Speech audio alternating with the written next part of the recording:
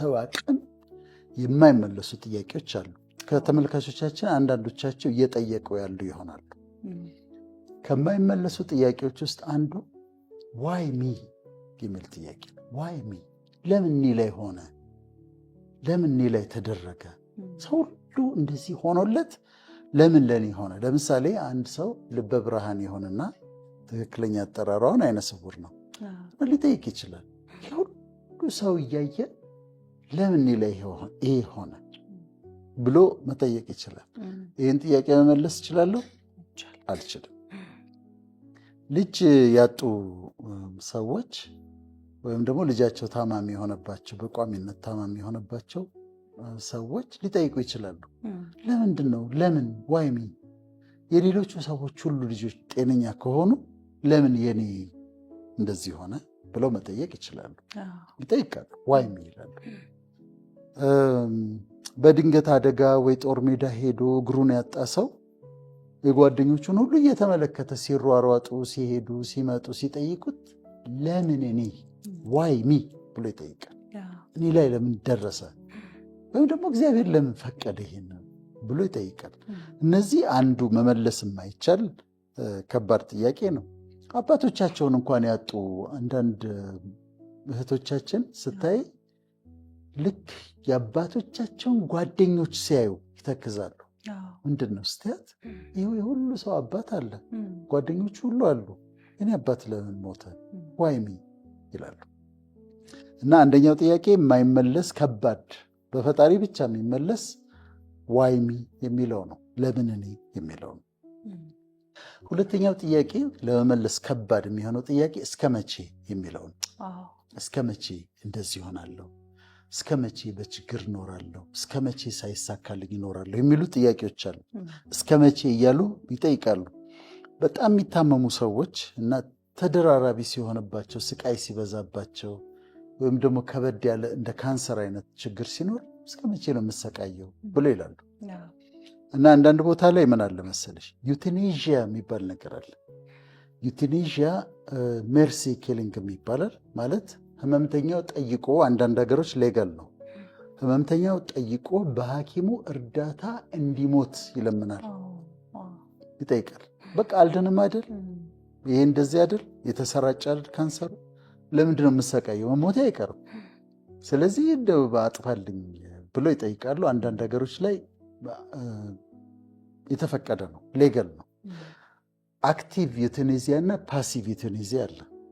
ፓሲቭ ዩቴኔዚያ ለምሳሌ መድኃኒት እየሰጡ በጣም ክሪቲካል ሆኖ መድኃኒት እየሰጡ ግን ለዓመታት ሊያቆዩት ይችላሉ። ቤተሰብ ይስማማና ያ መድኃኒት እንዳይሰጠው እንትኑ እንዲነሳ ያለው ሳፖርት ሪስፓራቶሪ ሳፖርቱ እንዲቆም ይደረጋል። አክቲቭ ዩቴኔዚያ ግን አክቹዋሊ የሚሞትበት ኢንጀክሽን ይሰጣል። ሰውየው ለምኖ ነው፣ ጠይቆ ነው። ግን አዎ ከባድ ነው፣ በሃይማኖትም ያከራክራል። ግን ጠይቀው የሚሞቱ አሉ። እስከ መቼ ነው ብለው ነው፣ ለምንድን ነው የምሰቃየው? መሞቴ አይቀርም ብለው እንደዛ በአክቲቭ ዩቴኔዚያ የሚሞቱ አሉ። እስር ቤት ውስጥ ያሉ አሜሪካን ሀገር አሁን ኤግዞነሬሽን ደግሞ የሚባል አለ በህግ።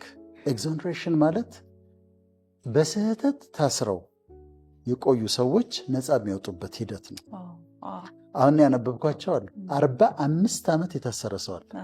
45 እንግዲህ 45 ዓመት በጣም ከባድ 45 ዓመት ለምን ይካሳል? አሁን ይሄ ሰው እንደ 45 ዓመቱን ወስደህበት 45 ዓመት ሲወጡ እውነት ነው ገንዘብ ይሰጧቸዋል፣ ብዙ ሚሊዮን ብር ይሰጧቸዋል። አንዳንዶቹ የዲኤንኤ ቴስቲንግ ሌተስት ዲኤንኤ ቴስቲንግ ስለመጣ በፊት የነበረው ኤቪደንስ በዲኤንኤ ቼክ ሲደረግ ነው እሱ አይደለም የገደለው፣ ገለሃል ተብሎ ታስሯል፣ ተፈርዶበታል። 2 ሰዎች ገለሃል ተብሎ የተፈረደበት አለ። ለዛውም ለዕድሜ ይፍታህ ነው የተፈረደበት። 30 ዓመት ከታሰረ በኋላ ግን እሱ አልገደለም። ሌላ በጣም የገረመኛል፣ አንዲት ሴት መስክራበት በአይኔ አይቻለሁ ሲገድልና ሲዘርፍ፣ ዘርፏል፣ ሬፕ አድርጓታል፣ ከዛ ገሏታል ብላ መሰከረች። ከ40 ዓመት በኋላ ነው ምናምን እሷ ልትሞት ስትል ሴትዮዋ ደብዳቤ ጽፋ የዛ ጊዜ የመሰከርኩት እውነት አይደለም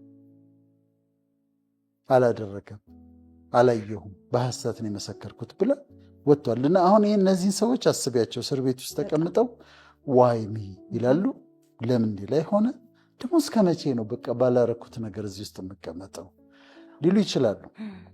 ሶስተኛው በጣም ከባድ ጥያቄ፣ እንደውም ይሄ የሰው ልጆች የመጨረሻው ከባዱ ጥያቄ የሚባለው ጥያቄ ይሄ ነው። ምን መሰለሽ?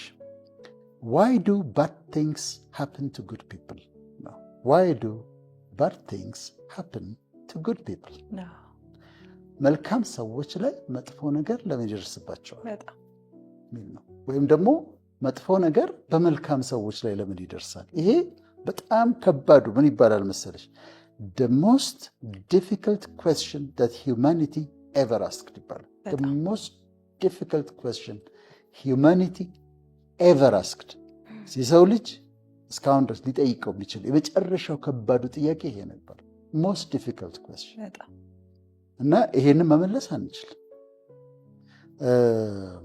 ለመመለስ ሲሞከር አሁን ከባድ ነው። አንዳንዱን ነገር ፈጣሪ ብቻ ነው የሚመልሰው። ይህንን መጥፎ ነገር ጥሩ ሰዎች ላይ ለምን ይሆንባቸዋል የሚለውን ለመመለስ ሞክሪ፣ ግን ይሄንን ችግር ውስጥ ትገቢያለሽ። እግዚአብሔር የሚወደውን ይፈትናል ልትይ ትችያለሽ። ከዛ ግን ለምን ይፈትናል የሚል ጥያቄ ይመጣል። ለምን ይሰቃያሉ? እነዚህ ሰዎች እኮ በጎ እያደረጉ ነው፣ ህዝብ እየረዱ ነው፣ ጤነኛ ቢሆኑ ደግሞ የተሻለ ይሰራሉ ብለሽ ትጠይቂያለሽ። እና ይሄ እንዳልኩሽ ነው ሂውማኒቲ ሊጠይቅ የሚችለው ወይም የጠየቀው የመጨረሻው ከባዱ ጥያቄ ተብሎ ይታወቃል። ስለዚህ እነዚህ ጥያቄዎች አይመለሱም፣ ፈጣሪ ብቻ ነው ይመልሳል።